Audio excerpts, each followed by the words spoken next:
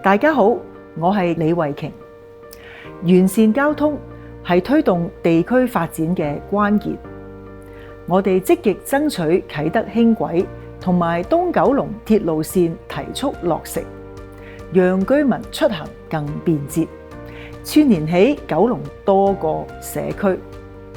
啟德輕軌將連接啟德發展區、體育園、郵輪碼頭，未來爭取延展至觀塘，方便最多嘅居民往返工作同埋消閒地點，打造九龍一站式嘅生活圈。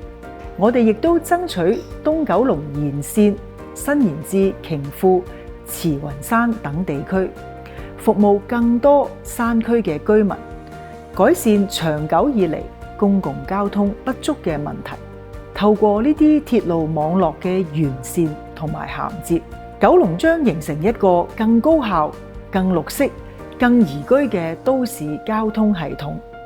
完善九龍鐵路網絡交通，讓你身邊嘅交通網絡更通暢、更便捷。